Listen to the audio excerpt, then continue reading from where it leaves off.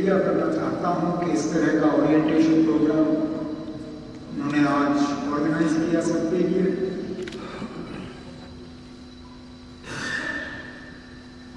چھ مرتبہ میں کسی نہ کسی صورت میں الیکٹ ہو کے لوگوں کی نمائندگی کرنے کے لیے بھیجا گیا.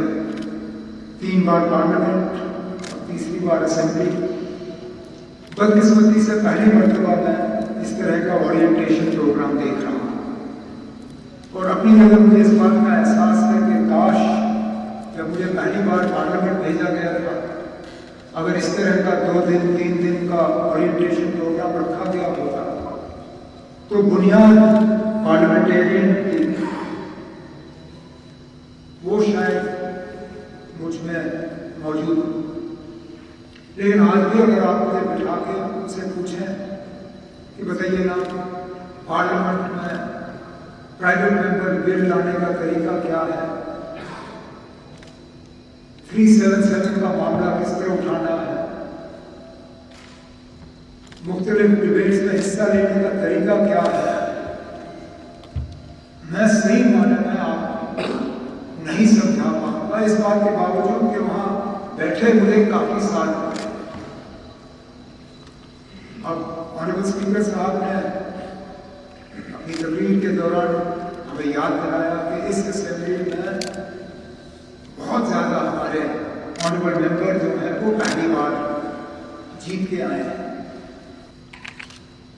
اچھی بات یہ ہے کہ یہ کوئی دکھاوے کے لیے اورینٹیشن رکھا نہیں گیا کہ 1 گھنٹے کا آپ کو لیکچر دیا, چائے کا کپ آپ کے ہاتھ میں تھما دیا, تصویر لے لی اور آپ کو یہاں سے روانہ کیا.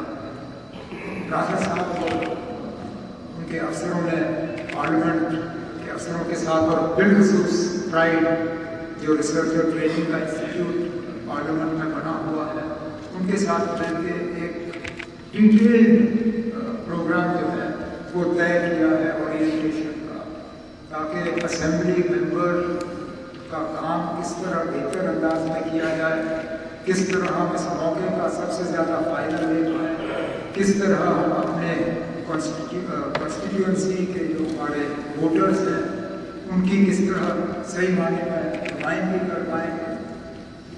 میں تو مان کے چلتا ہوں کہ اگر ہم نے اس اورینٹیشن کا صحیح استعمال کیا آگے جا کے سالوں سال آپ کو اس کا بھرپور جو ہے فائدہ حاصل ہوگا.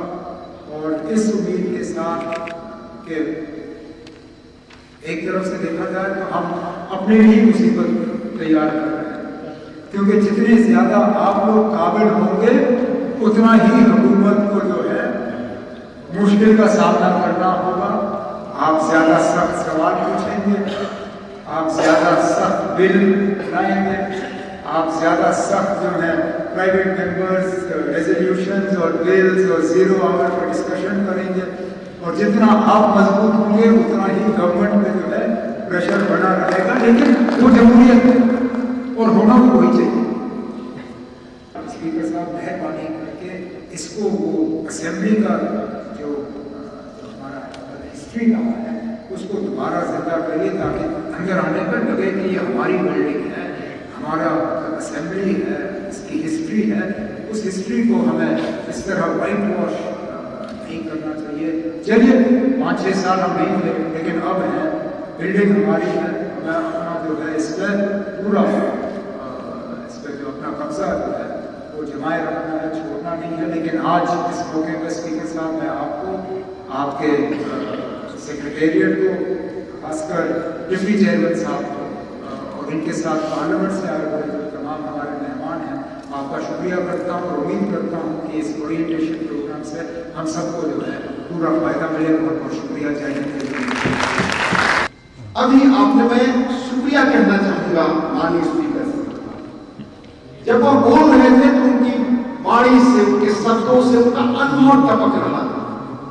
کیسے لوک صاحب کے اندر آپ کی پربھاوی بھومکا ہو سکتی ہے, بہتر طریقے سے انہوں نے بتایا.